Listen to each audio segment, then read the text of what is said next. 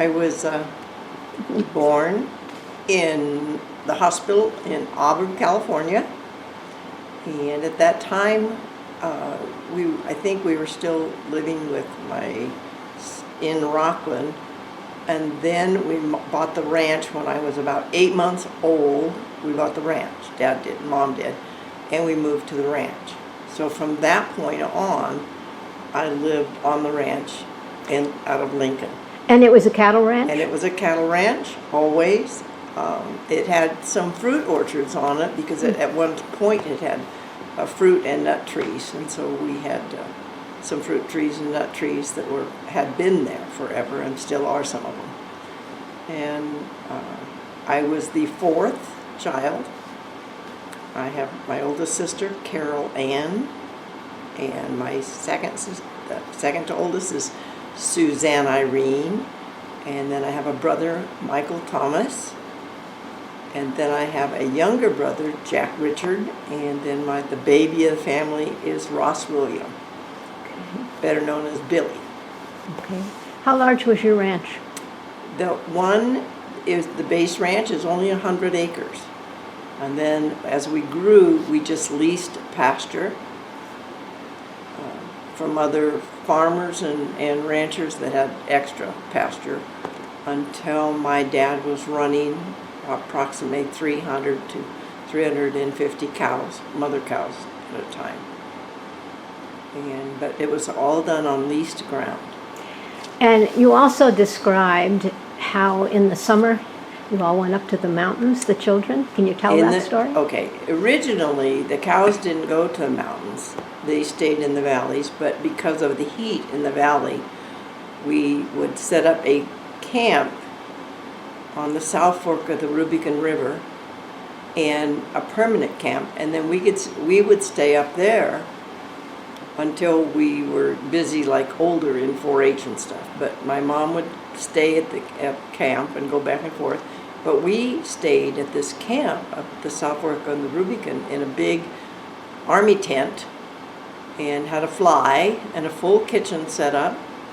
And we were there so long that we'd wet down the ground and we could sweep the ground. It packed so tight. Wow. So the camp around food and stuff, we could just actually sweep it and keep it damp, and it just got hard like a rock. And sometimes your mother wasn't there, so sometimes there were just all you kids. It was just all of us kids. But there was an Irish family, Katie, and I don't remember her husband's name, and they rode roughshod. They watched over all of because we were not the only family camped there, but they kept all of us pretty much in line. And my parents would both come up on weekends, and then they would get there Friday night, and then they would go back down Sunday night, sometimes really early Monday morning, to go back to work. So that's what you meant when you said one time, we grew up outdoors. We were outdoors way more than we were ever indoors. And you would do things like check the salt licks? I mean, the kids would? When we shipped the cattle to our own range, my dad finally got enough cows, and he shared a range with another couple, and we shipped our cows then to Forest Hill, to a range up there, a summer range. And then we camped at Forbes Camp out of Forest Hill, and took the cows with us. Then we would have to ride every single day to be sure that the cattle stayed on the range they were meant to be on, that they didn't go down in canyons and check salt licks. And then we'd go with the pickup if the salt was getting low, and we'd take the pickup out and then put fresh salt. So did you start out on horseback? We did a lot of horsebacking. Most of the time we were on horseback. How old were you when you first got on a horse? 6 months, 2. I mean, when we bought the ranch, we had horses, but they were not kid horses. My dad had a saddle horse, and my mom had a saddle horse. And then we had somebody loaned us or gave us a stud colt, and then we had colts. And so then we broke the colts, and we ended up with 3 colts. First we ended up with 1, and then she had more colts, Irish. We had a little Palomino mare called Goldie, which came off of the Mustang Range over in Nevada, and she was broke. And then we had Candy, which was the daughter of my mother's horse, Bonnie, and she was a paint horse, or a Pinto. And then my grandfather got a horse, a bay horse called Ginger, and he was going to breed her, but she never had a foal.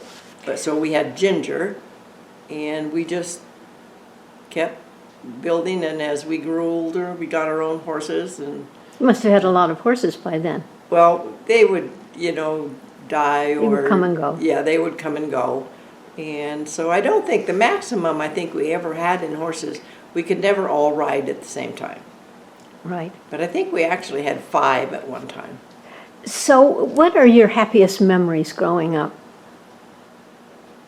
Having the freedom, having the freedom to do things, living on a ranch. You could go saddle up and go ride anytime you wanted to. And the fact that the neighboring ranch was probably 10,000 acres. Wow. And we had kind of full run of it. We could go ride on it anytime we wanted. They didn't mind. If you went through a gate, if the gate was open, you left it open. If it was closed, you closed it behind you, and never did anything that would disrupt the rancher or anything he was doing. It was a very large sheep ranch at that time. The 10,000-acre ranch was Yes, a sheep ranch? they ran sheep. Wow. And so during lambing, they would have bum lambs, and sometimes they would give me the bum lambs, and then I would raise them, because they would have an excess of them, and then I raised them, and then I started keeping a couple of ewes, lambs, and then a very close friend of ours had a ram, and so I'd take my ewes over and borrow the ram and then get my ewes bred. And then I had a dual crop. I would get wool and lambs. And so I think I got up to about 20 ewes. Wow. And what the good thing about the sheep, combined with the cattle, is the sheep would eat things that the cows, they would eat more roughage things and stuff. And in California, you have a thistle called star thistle. And it was brought in from not the United States, but I don't know what for. But anyway, and the sheep would keep it under control on the ranch. So they would eat a lot of the obnoxious weeds that the cattle would not eat. So that worked out well. So I got to keep my sheep. So how old were you in the period when you had your little flock of ewes? I started when I was probably maybe 8. And then I had them up through high school. But when we went to the mountains and were gone all the time, we had a challenge with predators coming in and killing my sheep. And then one of the neighboring ranchers he had a separate piece of ground of 40 acres, and he sold it, and it was developed. And then I had neighborhood dogs that weren't contained, and the dogs got into them, and that's when I gave up and got out of the sheep business. Now, what did you do with the wool? I sold it at market, and because it would just make wool sweaters, and then it would go into big bins. It was in demand. They had huge baggers, and then I'd just sell it with a little. It was like a co-op that we would all pool our wools together, and then we'd sell it, and they'd bag them. And I got to stomp in the big wool bags once, jump up and down and pack it into the bags. And if I'd have gone to the bottom, I'd have never got out.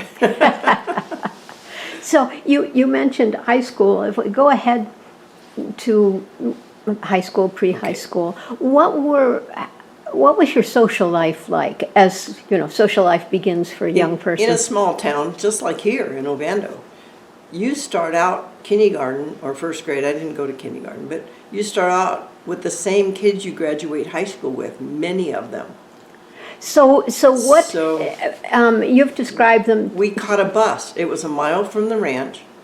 Okay. And so when we were really little, we got a ride. Mom would take us down to the bus, or in the middle of the winter when it was bad weather and stuff. Otherwise, we walked. Right. We walked down to the bus stop, and then the school bus would pick us up and drop us off, and then we'd hike home. So again, as you're getting older,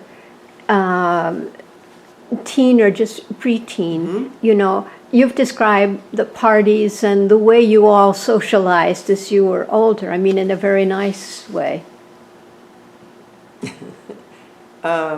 Well, okay, so we had neighboring ranchers. Okay. And those, and in 4-H. My parents were 4-H leaders.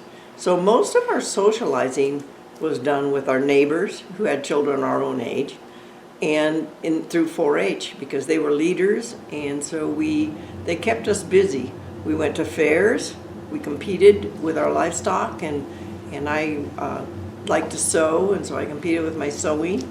And my mother, they used to pay you for exhibiting stuff, and so she would make her Christmas money by displaying or by competing with her canned foods and fruits and everything, and what she'd make. Well, I was thinking, because you did have a social life as an adolescent, right? In high school. Yeah. Yes. Describe some of that, because you used to describe some of the, you know, what fun it was to go to dances, or were there dances or anything like that? Only the Grange dances. We didn't have, I never had a school dance. I don't No, but think that there- I ever went to, but we did have the Grange Hall and the dances there, Uh-huh. and it was, they would have local people that played music, Right. and they would just volunteer, and they would play, and everybody would go and dance, and then there would be a potluck, and so everybody would bring food, and then there'd be a supper in the evening, and we had even done like some Sadie Hawkins dances, you know, where you, So this is when you're like 16, 17, 18? this was when I was probably 12. So I'm And going up? ahead here to, Yeah. that's what you were also doing. That was your social life at 17 or 18? Yep, yes. Right. Right. I mean, you dated, and you had school dances. I didn't go to many of the school dances.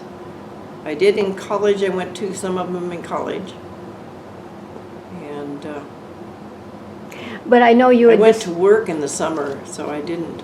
you had described something where you'd be up very late, but it was always such a Oh, wonderful, that was wholesome. the Grange halls and the dances there, because yeah, it was all families. Right, It was right. all family oriented, and sometimes you would get home like at midnight from one of the big dances after a midnight supper, and Yeah. so yeah, we Sounds just stayed fun. up and had a great time.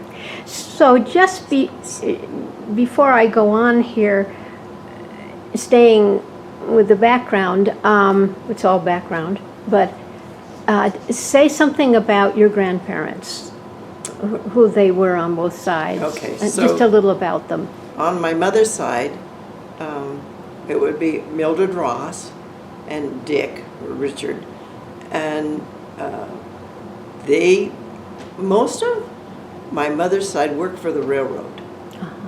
So when my grandfather died, when he retired from the railroad, they got a free passage on the train to wherever they wanted to go, and so they took a trip that went back to the Midwest on the north end, and then went south, and he had a heart attack and passed away. I think they might have been in Texas when he died, and so then my grandmother was a widow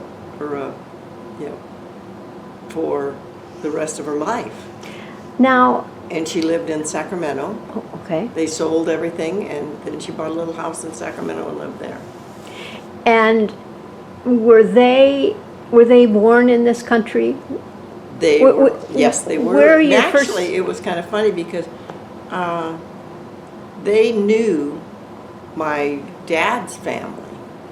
Oh, The Rosses and the Allens had known one another for years and years, and they had met. I think the original groups kind of came out of Washington, by towards Seattle and stuff, and they'd been into logging and into the railroads with the logging, and so they had kind of known one another before, and that's how my mom and dad met, was that the families knew one another.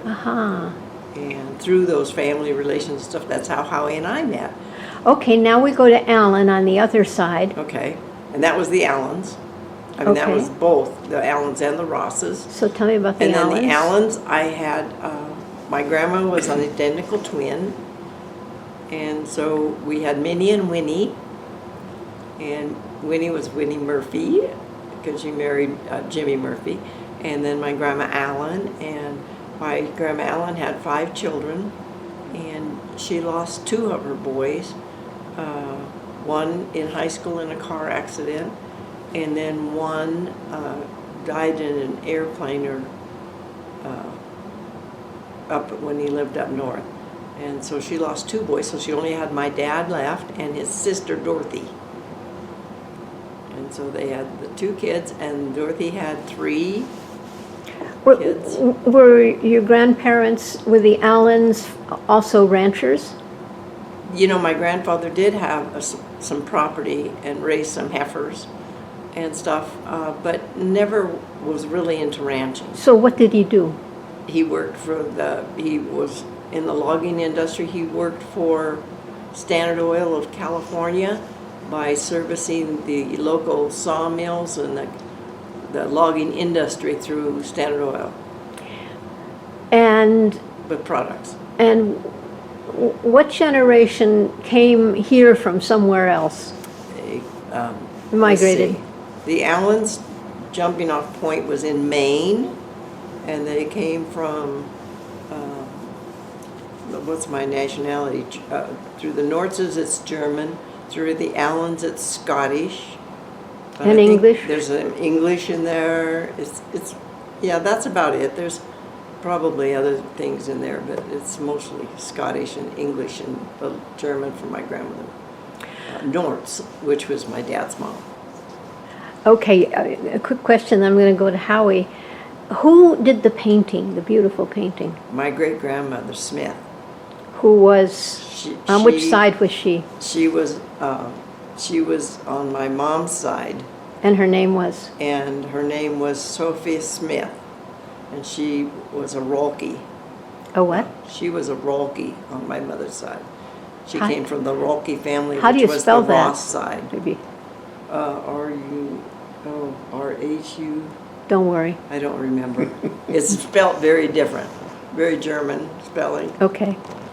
And so yeah, she married P.W. Smith, who was the superintendent of schools, and ended up being the principal of the school districts in Auburn, California. Really? Yeah. And he was very tall, and she was very tiny. She was like 4'11", and he was like 6 foot. Ideal. Yeah, perfect. She was well protected. Yeah. Okay. We can come back to any of the things you want to fill in later, but let me go over to Howie now. So Howie, start out with where you're born. I was born in Altadena, California, which is, out of LA now. It's part of LA now. But it was, my dad had a dude outfit. He ran riding stables and everything in La Crescenta. And apparently when I was about to be, they didn't have a hospital, so I was born in Altadena, the closest hospital. And what was the date? September 10th, 1943. Okay. And that's, that's where we started. And then my dad was kind of an entrepreneur, but he didn't know how to hang on to the money very well. He had, in fact, he had started lots of different riding stables, and he did very well. But then he got to drinking pretty hard, and then it all went south, you might say. And then we had, like in first grade, we lived with my brother and I lived with my grandmother in Aurora, Missouri, and my parents were traveling around the country doing donkey baseball games. Donkey baseball games? Donkey baseball. And that was when I was in first grade. And then they did that, and And we lived with our grandmother. She had a little house in Missouri, and with 2 bedrooms and a little, really small outhouse, hand pump in the kitchen, a wood stove. And she took care of us, for the first grade. And then after that, we moved back to California to La Crescenta again. And Dad started another riding stable called Mountain Oaks Riding Stable, and he did rodeos and a lot of different things like that. Became acquainted with a lot of famous people. There were actors at the time because they were looking for notoriety, you might say, and at the rodeos, why they'd come and entertain for free to get the notoriety, because sometimes he would have, there'd be 1,000 people at one of the rodeos. Wow. And, and they'd compete, and a lot of the people, most people don't know who they are now, they're, like there was, Glenn Strange was one of them. He became an old family friend. He was a good guy. And then there was Eddie Dean and Jimmy Dickens, and let's see, who else was there? Brad King. He played with Hopalong Cassidy, and a lot of that. It was incredible, the people that he knew. But he couldn't stay away from the booze, and so we were there for a while, and then we moved from that place. And my brother and I were figuring this a while back, and by the time I was 11, we'd moved 10 times to different jobs. My dad was a welder also. He had started out as a welder, and it was basically but as kids, we didn't know we didn't have anything, it didn't make it us. We always had our horses. We was always riding. We had lots of fun, how I laugh now. I think about when we were little, when I was like, just starting school. I only had 1 or 2 pair of pants and 2 pair of socks and 2 pair of underwear. And you had your good ones and your ones you wore every day. And the good ones you wore to school, and the others you changed into when you got home. And but we never thought anything of it, because we always had a good time. Just had fun, we played with our friends that come over, and we'd play with them. And we all rode horseback, kind of like Peggy and her family. We always had our horses, and we'd ride. And one of our favorite games riding was Cowboys and Indians, of course. And we'd play with squirt guns. And so if you got wet, you had to get off your horse and count to 10 before you could get back on your horse to go back into the fray, chasing each other through the bushes. And so we had, and it got kind of, because we all rode bareback, because our parents wouldn't let us ride with saddles, because it was, and I understand it as I got older. I really understood why, because if you rode bareback, when you fell off your horse, you fell clear off. There was nothing to get hung up in. You weren't getting drugged or anything. You were off on the ground. That's all there was to it. And so that's the way we always rode. And of course, when you're in the bushes and you're playing these games and you're 8, 9, 10 years old, and your horse wants to go with the rest of the horses, and he's dancing in circles, and you're trying to get on him, and it's bareback, and you're trying to get the horse to a spot where you can get on a rock or some high piece of ground to get on. And sometimes it got kind of exciting. The other kids would get so far ahead of them you couldn't see them again, and we'd have to catch up and start playing. But that was some of the things that we did for entertainment. We was always playing and fiddling around. And we had and then we moved from, that was Mountain Oaks. We moved from there to a little place up towards Lake Hughes, California, what we call down the canyon. Had a little place down there, and we had cold running water and a wood stove and our horses. So it didn't matter what else was going on. We had all kinds of places to ride, and we had kids that we got to know that had horses, and they used to come ride with us, and we'd ride everywhere. We had great times. Now, we is you and your brother. Okay, my brother... Who's your only other sibling? Yeah, I only have one sibling, my brother Dave, and he's 4 years older than I am. And we were always together doing all this stuff at the same time. And of course, he was larger than I was, and whenever there was an argument, I was really good at throwing rocks. And he still got a scar on his head from a rock I threw at him when I was about 9, I suppose, or 10, and he was, he'd have been about 13 or 14, and bounced this big rock off his head. But as soon as I picked up a rock, he always left. He left me alone real quick. So But we always got along really well, and you know, like me, we didn't know we didn't have anything, and so we just, you know, we traveled a lot. My dad did, you know, looking for work and different things.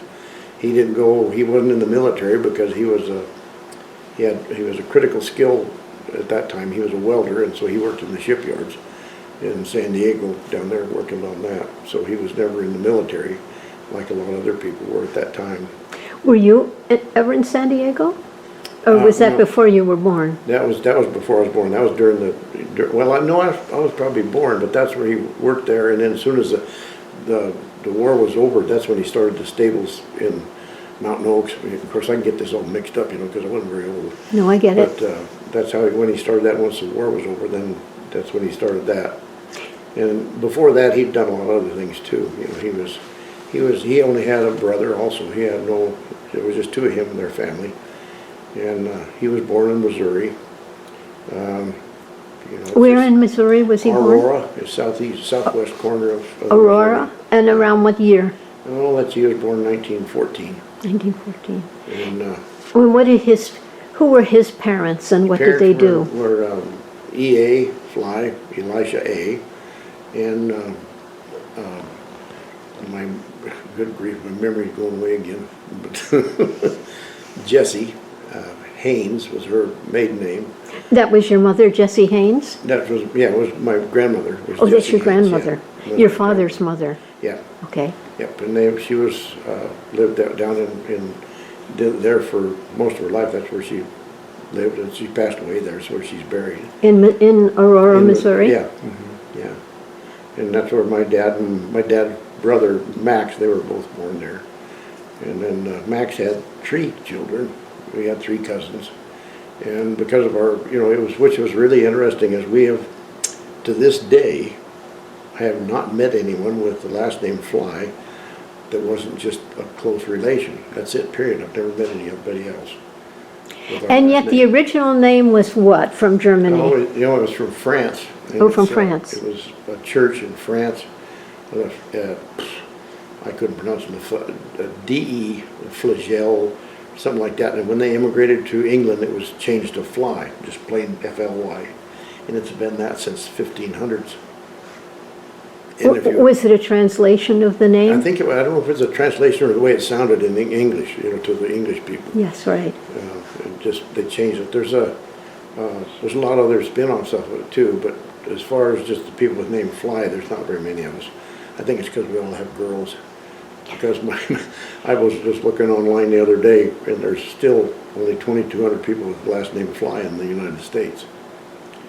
It's not like having a Smith name or anything like that. Right. But we had a lot of fun made of us too because of our name, you know, that sort of thing, but I didn't care. So that was your grandmother, and what did your grandfather do in Missouri? My grandfather, Fly, was a gospel singer.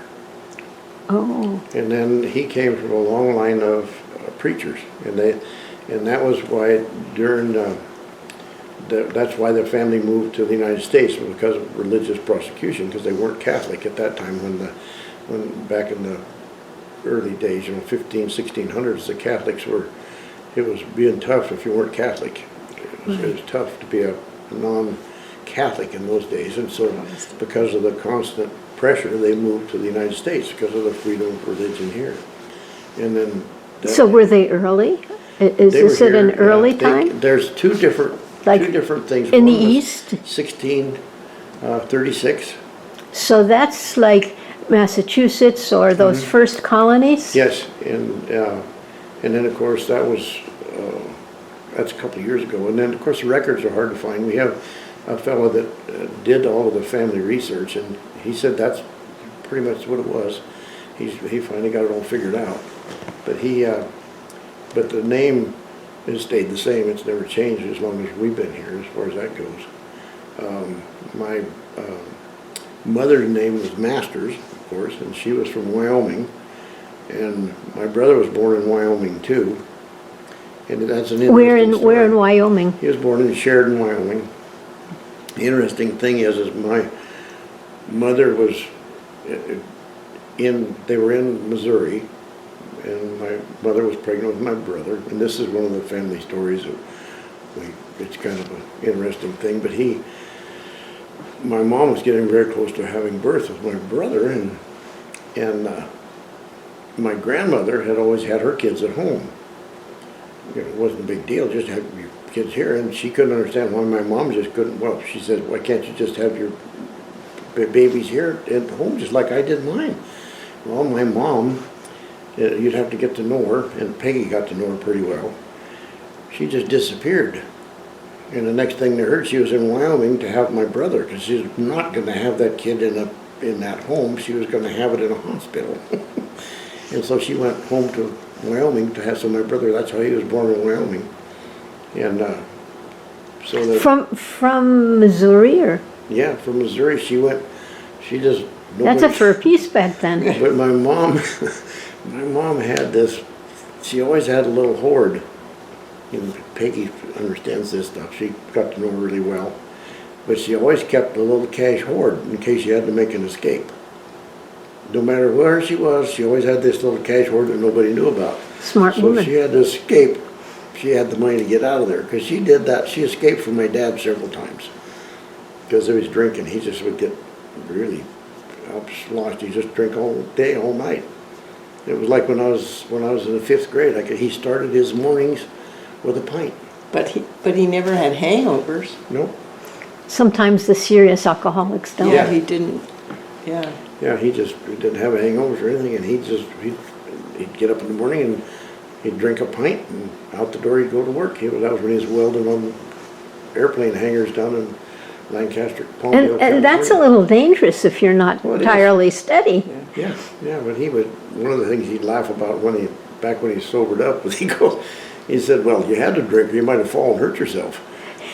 Because he was working 200 feet in the air on ironwork. But in them days, they had no safety gear. They just crawled around up there with, their hands and on their knees and climbed up the beams and everything just like that. Working on what? On airplane hangars. Oh, my. He helped build the hangar that the SR-71 was built in. Wow. He had to have security clearance and all that kind of stuff. And of course, with his drinking, I don't know how he ever got that because he liked to talk. But it was different, But we had a good childhood. We didn't have, as far when we were with them, it was fine. But then when he started getting really drunk all the time. Then my mother just had it. She just loaded me in the car, and that's how we got to Montana. We drove nonstop from Lancaster, California to Ovando. Now, because she had a connection here, was it the Copenhagen? Yes. And if so, how did she know them? Well, that's another part of my, and you go back to in the 30s, my dad was, during the Depression, he was selling tools, trying to make a living, and he came up through the valley here in 1936, I think it was late in the 30s anyway, and he was coming up through the valley here, and he came through Missoula, and he said, when he left Missoula, he said the country just kept getting prettier and prettier and prettier, and there was no pavement. It was all dirt roads. And he ended up here in Ovando, and he met Copenhageners and him. As a tool salesman. Yeah, as a tool salesman. And there's some of the tools are in the museum up here that he sold too. I haven't said much about that, but that's the drill press that's in the museum up here my dad sold here. Oh, that's pretty neat. But he got to know Howard and the Copenhageners, and him and Howard were they hit it off. They were absolute best friends, just right off. And this is in the 30s? Yeah, and then when the war broke out and Howard was stationed in San Diego, well then he'd go to see my parents down there at Mountain Oaks where he had the riding stables. And then Who would? Howard would? Yeah, Howard would, and then they'd go visit and everything, till the war was over. They got together, in between different things. Yeah, and then Margaret ended up. Yeah, and then Margaret came down. From Ovando? Spokane. Yeah, Ovando. And then her and Howard got married, about that time I think it was. It was right in that area. And then they'd come down and visit my parents. And Where did they get married? Pardon me? Where did the Copenhavers get married? They got married here. I think they got married in Pittsburgh. I'm not sure. I Okay, think that's where okay. it was, yeah. Because But that's not where in Margaret San was from. Diego here. No. But that was, that's how I ended up here with the Copenhavers. And I was named after Howard and Jean Copenhaver. And the interesting thing about those people. Meaning at that point when you were born, your father knew the Copenhavers. From the And did your 30s. mother then know them? Yes. Yeah. And how did your mother know them? Well, she knew them well, interesting thing. This is another little story that I learned not too many years ago. Is Gene Copenhaver, he was, at the time, he was about 88, I think, something like that. Yeah. And he kept insisting, he says, you got to come out here, I got to talk to you about something. You got to come out, I got to talk to you. So I said, okay. He said that to whom? To me. He wanted me to To come you. because he wanted me to Now, are we come. talking about the father of? No, this is Gene Copenhaver, my namesake. And part But of, you said he was in his 80s then? yeah. Well, he lived to be 94, 93, This was 94. not that long ago. Yeah. Oh, see, This I'm was still late. back in the 30s, so Yeah, you're this not is talking this about is, but that. what I'm telling you is a story that he was telling me that happened back Got in it. the 30s. Got it. Or before. Got it. He was telling me, I went out there to talk to him, and he goes, my mother, this is part of with her. Anyhow, Gene says, well, he says, years ago, I met your mother. And he said, the minute I saw her, I was in love with her. And he said, she was working in a restaurant in Helena. And we went over there, I went over there with the boss, and that's what they called her dad, was the boss. And he said, and your mother waited on us at the table. She's the most beautiful woman I ever seen in my life. He said, all I could think about was her. And he says, and he says, we went back to the ranch, and we worked our rears off, and I never could get back to Helena to see your mother. And the next time I saw her, she was married to your dad. and that was down in California at Mountain Oaks stables that my dad had down there. Okay, so let me understand. Where was she a waitress when he sees her? It was in Helena. That was in Helena. Yeah, that was in Helena. And that was before she was married to my dad, and she was. Okay, now see, this is part I have to fill in because this is new to me too. So your mother knew this area way back Oh yeah. Yeah. before your father came through selling Yeah. tools? Mm-hmm. Yeah. How? Yeah, because she just grew up in Sheridan, Wyoming, and that's where she was. Oh, okay. Yeah, she was born in. So the family your family is moving to Sheridan, Wyoming. No, My mother's family was from Sheridan. your mother's family was in Sheridan, Say Wyoming. something about our masters. Yeah. About what's that? About the masters. Well, the Masters, yeah, that was my grandpa was George B. Masters. And whose father was he? He was my mother's father, and they had, let me think, 4 or 5 kids, 6 kids, 3 boys, 3 girls. And I didn't know all of them. I just knew some of them because some of them had passed away before I was old enough to really understand. But I knew my aunt and my mom's sister, Mabel and Edith, and her brother John, and those were the only ones I ever knew. And then her parents passed away before I was old enough to have any recollection of them. My brother remembers them, but I don't. But do you remember your grandfather? No. What did he do in Sheridan? He had a ranch in Wyoming. He had started he came out west he drove a team out from back east to Cody, Wyoming for a guy. The guy paid him, I think it was $15 or $20 to drive this team out. This was in the 1880s.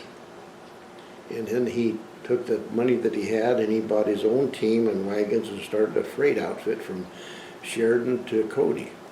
Wow. And then he started buying property, and then he bought a ranch and property in Coy, Wyoming, which is non-existent anymore. It was a little town it's between Dayton and Ranchester now. And then he bought the property and started a ranch. And then one of the things that he did was he did really well. And when the homesteaders would be going broke, if they had any kind of mineral on the ground, he'd buy it from them. Wow. And then he became quite wealthy. You know, I was going to say, he must have become very well-to-do. Intelligent, but he was killed when he was in his 60s, and he walked into a power line and it electrocuted him.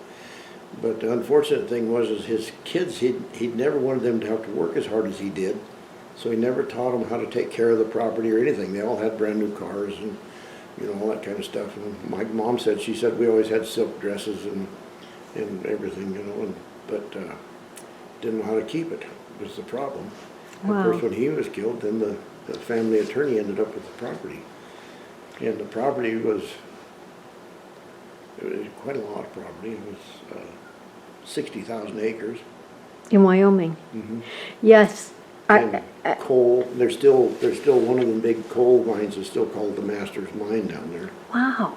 But it's just interesting. It's unfortunate thing, and there's nothing you can do about it. That's just the way it is. Well, what's unfortunate? Well, the way that things happen, like when somebody passes away and then the family loses all of it. It's just gone. Right, but there were all those years before that sounded like they were really remarkable, actually. Yeah, and he had some incredible things that he did, to make things work. And it was like one of the stories that I always kind of laugh about. Albert Masters, who was a nephew, and he went out and cowboyed for him in 1916. He was working as a cowboy for him, and he was going to get him a new car. My grandpa was going to buy him a new car because he didn't have a car. He should have a car too. All the other kids had one. So anyhow, Albert was saying he was driving the team down. He had to go down over a hill, and then they had to cross the bridge on the Tongue River to get over where they were feeding the cattle. And he said, I run that darn sleigh off the edge of the bridge. And he says, George said, well, if you can't drive that darn sleigh, you sure can't drive a car. So he said, I never got one. See, your grandfather's name was George? George. What is his full name that you can remember? George Benton Masters. George Benton Masters. Yeah. And when did that family come over to the United States? About which generation anyway? I don't know. We haven't done a lot of research on that. It probably, I'm sure it was early 1800s, So like maybe his parents Yeah, because his migrated. Parents, his parents were the ones that migrated here. Yeah. And they migrated from, sounds English. That I don't know. Should do more research on that, I guess. It sounds English. Yeah. Or British, unless the name was changed like yours was. Okay. So we have do we have both grandparents on both sides? Yeah. We do. Yeah, my grandmother on my mom's side, her maiden name was Danauer, and they were from Nebraska. Danauer, almost like the mountain. That's Danaher. That's down. Yeah, close to it. But they had, the story that I was told by my mom was that when my grandpa was taking his cattle to Omaha for sale, he'd drive them. In those days, they just drove them, on Right. horseback. Well, he met my grandmother on the way down, and he picked her up on the way back and married her on the way back. She was 15. They were all 15 that I come across. But I get to looking at that, and a lot of the women got married in their teens, early Yeah, like teens. 15 was common. Yeah, and she was really little, and I've got pictures in the album here. I'll show you sometime. Okay, so now tell me again, your grandfather was taking his cattle to Omaha. Mm-hmm. From where? From Sheridan. Oh, that's right, because they were all in Sheridan, They right? go to drive. And he met her where? Where was she? She was in. I can't remember the name of the little town now, but it was on the way past. And what state? It was in Nebraska. Oh, down in Nebraska. Yeah. On the way, you could probably find it on a map of the cattle drives of that time. Yeah. Wow. Okay, so now, if you're still good to go, are you? Oh, sure. because now we can move into how you met. And I do want to say that at any time, today or tomorrow, if you think of something from your childhood, or you think of something from any time you want to throw in, you can do that. I'm just making it a little easier for you to unwind your stories. Okay, so now, first of all, and don't say more yet, how old were you when you met? Don't say anything 18. about it. You were 18 and you were 21. 21. Okay. So let's start with you, Peggy, because you're just 18, right? Right. From what you've said. So start with what you're doing at 18 and Well, how you meet him. Okay, so when I was 16, I didn't want to work with my brothers anymore with the cows. And so I went to work for my cousin at South Lake Tahoe at his guest ranch. He had an hour ride. He had a dude outfit. And so I went to work for him up there, and Howie's brother Dave and his first wife Linda would work up there in the summertime for the Forest Service. And so I had met them during that time when I was up there. And so that's how Howie and I met, was through Dave and Linda. And Howie can tell you that part. But yeah, I was 18 at the time. I was 18, was I? Yeah, I think I was. Yeah, I think I was 18 by then. yeah. But I had worked up there for a few years. And describe Since what I you was did 16. there. Describe what you did there. I ran the office, Mhm. so we did hour rides and half-day rides and day rides, and we did breakfast, lunch, and dinner rides, and we had pack trips going into Desolation Wilderness area. in And the you back country. sometimes went along with those to provide food, didn't you, or something? Well, not on those, no. Some of the girls that worked together, we took off and did our own pack trip one time. But I prepared food because on the breakfast, lunch, and dinner rides, then I would help prepare all the food for that. For them to take with them? And I would go the back road in a little Jeep pickup and show up like I just cooked it on the open campfire that I built. Oh, how funny. And then, So to be there waiting for it them. would be there all waiting and ready to cook the steak or whatever we were having. And, and I'd have tossed salads and all kinds of food and baked potatoes, and they'd be wrapped in tinfoil around the edge of the fire like I'd cooked them there. And the pickup was And the parked where they pickup couldn't was see it. hidden, so nobody knew where the pickup. They thought I'd just ridden in and did everything. This is just an aside here, but did you do cooking when you were growing up? My mother was the cook, and so she pretty much did all the cooking, but because I was the youngest daughter, my mom spent more time with, I helped her more cook. And so the first thing she taught me to do was to make pies. And so I Indeed. got good at making pies. Sure did. And I made all the cookies and cakes. I would do the desserts.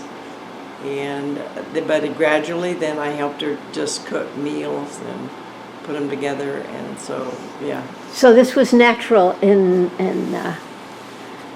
your job. It was not, yeah. And then... But I mean, it was natural in your job to do the food prep. Oh, yes, doing the food At prep Tahoe.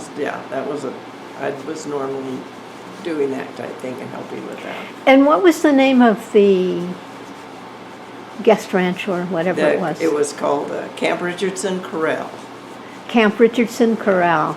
And we had pack trips and day rides, and like I said, we did everything out there. A little like Rich Ranch here. It was. The guests did not stay there. They stayed in the hotel there. Right. There was Camp Richardson had a big, it was like a resort town. And so Is they it still there? I don't know. It was a big building, logs, and And did you stay? Where did you stay? I'd live with my cousins, Oh, which I that's called right. them an aunt and uncle, but they were actually like fourth cousins. Mm-hmm. And so I stayed with them and worked out of there, and then I would also babysit for the hotel there, the lodge. And I would babysit the guests at the lodge, in the cabins, and in the lodge there were cabins and the lodging and stuff. And then I'd work, so I'd do that at night, and then I would work at the pack station and the corrals in the daytime. And the office. And the office. Yeah. Got it. I didn't ride as much as I took care of the office and the books in the office. Right. Because you had to log every person and every ride and horse that went in and out, so you kept track of which horses were being used, which weren't. Right. And we'd get up at 5 in the morning and go up and wrangle horses, and then we would saddle up to 75 head of stock every single day. 75 head of horses Yeah, and mules. Packing. and mules? And yeah, Whoa. depending on what was going on, you had to prep everything, and then the pack trips would usually get loaded into the stock truck and then go down to the trailheads, wherever you were going in. And so sometimes I'd drive the stock truck and drop them all off, and then, but most of the time I just ran the corrals. And Robbie was Alan's son, and Nancy was his daughter, and they were around here and there, but not very often. Robbie ran Glen Alpine and had the pack string up there, which was out of Lake Are these Tahoe. other people who worked They were there? my cousins. Those are your cousins, right. So So Howie, how did you end up there Well, they, in Tahoe? have to back up when I was in high school. Yeah, I went, my dad, he was running a silver streak for a little while, and he got a hold of me and wanted to know if I'd come down and work with him at Lake Tahoe. He was working for, at Camp Richardson, guiding people and, doing the. he was? Yep. Did you know him? yeah. But Well, he was I- at the I same did. place? Well, I thought, yeah, he was at the Y. Well, No, he worked for AI before you Right, came up. okay. Yeah, Before I you did started not. working up there, he was working there. So was that before you Yeah, I was- got yeah. there? Okay. I was a sophomore in high school, I think it was, something like that. I was about 14. And so that's how I got to meet her cousin that she was working for at the corral, and then I. So you worked met there. him when you were high school age? Robbie, yeah. Robbie. And Robbie. What was Robbie's last name? Ross. Ross. Ross, he was a Yeah. Ross, okay. But then I took pack trips and did everything in there, and then anyhow, as time went by, and then we ended up, my dad started a little dude outfit there at Lake Tahoe at the Y, and so I come down to work for him when I was a senior in high school, and I worked there till he got to drinking so hard I had to come back up here so I could finish high school. Anyway, Now, let me get this straight. When you say come back up here, you mean back up to Ovando? Montana. right, yeah, back to Okay, yeah. so it's important for me to get this straight. Let me think. Okay, you were actually living before you went to Tahoe, your family was near Sacramento. In Lincoln. In Right, Lincoln. At the ranch. Okay. Now, you had been in Ovando for how long? It's from when your mother dropped you off there? 55 was when I came up here. 55, and what year are we talking about where you met? 70, well, 70, 68 when we met. Tahoe, I'd been working up there when I graduated in high school at 65. Then I went to work when I graduated from high school up at Lake Tahoe. It was 65. So that answers No, we didn't meet then. that answers a question I had, because when you said you had been outfitting, I thought, well, when did you learn to outfit? But of course, from the time you were with the Copenhavers. Yep. Well, So yeah, you were, I packed in with them a lot. I did a lot, yeah. how old were you when you started packing in with them? Well, I was a sophomore in high school. So you were a sophomore in high school? Yeah, Meaning you were about 15. yeah, about 15. And then you came down to Tahoe for your father. Where was your father living at the time? He was living there at Tahoe. Because he'd started the Yeah, he just Little was- Dude Ranch. He was renting a little, well, at that time, when I was in high school, the first time I went down, he was staying in the bunkhouse at Camp Rich Corral. Peggy was- At Richardson, Or- right. Yeah. And then, when I was in high school, he was renting a house down in Myers, California, which is at the Y, where we had the Little Dude outfit. Myers, Still up Cal- by Lake Tahoe. In Still Lake California, Tahoe. near Lake Tahoe, Yeah, okay? and that's where we were staying. And then he got to drinking real hard, so I had to come back home so I could finish high school and get back to work. And then How did you get home? bus, And who paid for it? my brother. He was Wow. he was going to school at that time, and then he Where was he going to school? he was going in. See, he wasn't going to Davis No, yet. he was down south at He was at- San, He was going to school in Lancaster. He was studying electronics, engineer. electronic engineering Where? in California at Southern Lancaster at California. one of the colleges. I can't remember what the college was. But he could see this was getting a little out of hand, so he come and loaded me up and took me down to the bus depot and bought me a ticket home so I could get back to normal life again. But then it was after that he started veterinary school. He decided that he needed to do something different than what Dave. my brother Dave, yeah. And so anyhow, he called me up, and I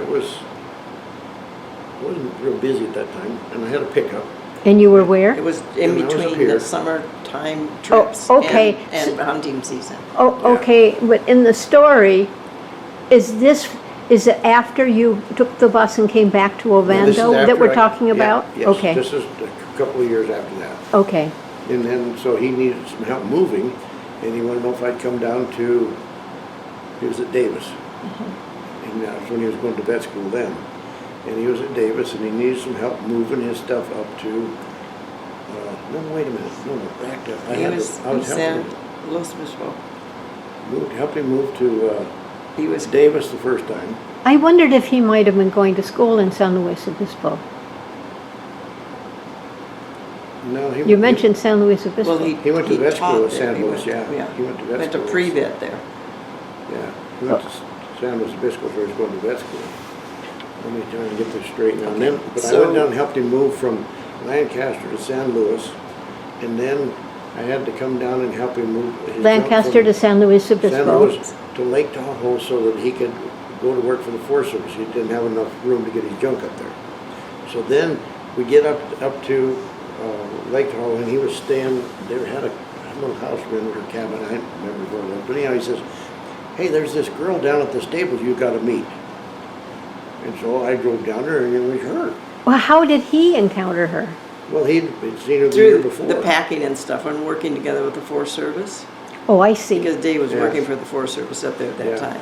Okay, I had and met so he and his first Richardson's wife. people worked And- with the Forest Service? Well, yeah, we Yeah. packed some of the same, For them, you Yeah. did Yeah. some things for them, and used the same trails and, yeah. sort of We guided worked them with, along yeah. or something? You just get to know one another. Because you're Okay, in the same areas, so you're packing, doing the same things, right. Okay, continue. Well, then anyhow, that's where we met. So he said you've got to go over to the stables. Yeah, you got to go over to the stables. There's this girl over there you got to meet. And did you? Well, So I did. I drove over there to meet her. and Walt Spedich was in on it. Yep. Because Dave and Walt worked together packing for the Forest Service. And who's Walt? Walt was an old friend. Well, I met him when I was working at the corrals, at Camp Rich Corrals, before I had ever met Peggy. When I was packing there that one summer, and Walt Spedich was there. So he was there when you arrived? Yes, and Yeah. I He knew was Walt there and Barb during for that the same whole- reason, yeah. Yeah. Okay. We'd all gotten to know one another at the corrals, and Howie's brother and Linda, because we all kind of hung out in Yep. the same crowds of people. Yeah, it was kind of, So what happened once you met? well, I kind of liked her, right off. She thought I was kind of goofy because my cowboy Derby hat hat. looked like a big derby, but I thought it looked cool. And then, but anyhow, So did you ask her out or Yeah, just yeah, hang around yeah, there? Or? Yep, hung around a little bit and went out, and then. We went out in groups. groups eventually. I mean, start out, you just went with a whole group of you to Yeah. go to the movies because there was a drive-in theater there. Oh, And so we'd all go watch a movie at the drive-in, but it was usually in the Jeep pickup, and we'd all bail into it. Whoever wanted to go to the movies, then everybody got to go and ride in the back or the front, and then you'd watch the drive-in theater movies. And Sit in the back of the outfit. Yeah. But yeah, then we'd, I don't know, I just really liked her. I still do, kind of. And she had, anyhow, so after we'd known each other a couple of weeks, I thought we should get married, and she agreed. You're kidding. So, It was a 2-week wonder? Yeah, yep, It was the Foggy Bogs. yeah, she liked to drink Foggy Bogs, cranberry juice and vodka. Do it every time. Yeah. They all end up married. Anyway, but then I told him I had to finish college. Okay, now, because we didn't get this in the story before. When did you start college and where? In when I graduated from high school in 65, I went to Sierra College the following year. And studied? And I studied, it was ag business. Uh-huh. I went in on an agricultural business. Of course, the first 2 years of college are, just whatever you have to take, because Yeah. English, history, Requirements. science, all the requirements at that time. And I took ag classes at the same time and did that because I was planning on being a rancher, and I wanted to understand the business end and the bookkeeping end. So I took bookkeeping classes and went to Sierra, and then I don't know what happened. We didn't get married. No, well, he was busy going to school. Well, going to you school. had said... And you he got impatient, so Now, just, quit I want to singing. pick up, Yeah. because I interrupted you. I want to pick up, in 2 weeks, he asked you to marry him. And I And you said say, yes. yes, but, because you want to finish school. I wanted to Do I finish have school. that Yeah. right? correct. So then what happens? So then, we didn't keep in very good communication, and I went to Sierra, and then I got a job with Caterpillar Tractor out by Sacramento at the airport. And where were you, Howie? I was packing in the back country up here. So you left Tahoe and came back to Ovando Yep. with the Copenhavers Yep, while you were going to school. Right. And where is Sierra? Right in Rockland, just right next to Lincoln. I mean. Okay, right, so same place. you were I in lived at California home. and he Yeah. was Right. in Montana. Okay, Right. go ahead. And so I didn't hear from him because, well, I don't know. There was no I internet. wanted to finish school, yeah. And so then I went to work for Caterpillar Tractor in Sacramento. They'd built a new plant, and I was their receptionist and ran the switchboards and stuff like that for Caterpillar Tractor, for Tenco Tractor, which was a Caterpillar distributor.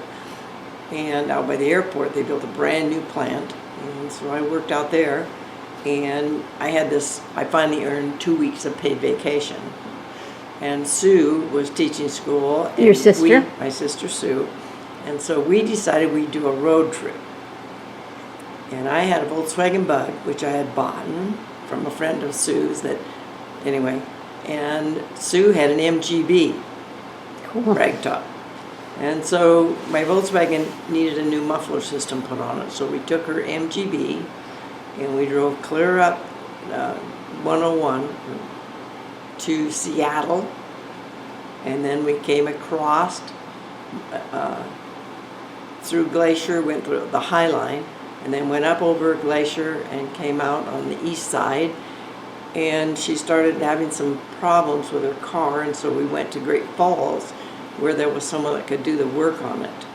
And while we were there, she said, well, didn't you used to know a guy? Didn't you date a guy from here? And I said, yes, he lived in Ovando. And I had been here and visited the Copenhavers with Dave and Bonnie, and came up and saw Howie up here. You had done that before? So I had done that before. Oh, so you actually had seen one another in this time? In that time, yeah, because we had dated for a while and wrote back and forth, and So you did have some communication? yes, well, not for quite a while. Okay. We had a lapse of communication Yeah, because for a I little didn't, while. yeah. No big deal. But anyway, so we decided, I called, and Howie's mom answered the phone, and she said Howie was in the National Guard doing duty in Helena, but that he could get home. So we came to Ovando, and I had met Grandma Copenhaver and Gina Windle and Howard and Margaret, and so I knew all the Copenhavers. And so I had taken my sister, walked over to Grandma Copenhaver's, and Rose Baker was helping Grandma at the time, and so Rose had just made fresh bread, so we had a slice of fresh bread with homemade strawberry jam on it. and visited and went back, and Howie, sure enough, he showed back up. And I think you were still in the trailer, weren't you? Living in the trailer by Howard and Margaret's. And so we went dancing. Don McNally went with us, and he took my sister Sue as a partner to go dancing. And we went into what used to be the Red Barn. Yeah. Where was that? Bill, in Missoula. Okay. So we drove all the way to Missoula and went dancing and had a few drinks. And on the way home, he asked me if I was finally ready to get married. And I said, yes, I was. Just like that. Just like that. Yep. When it happens between you, it happens quick. Yep. Well, we always knew it was right. It was just a matter of The right timing. Yeah. And so then we set the date. We set it up for January 9th Of the year? of that year. Yeah. In And the year was? 71.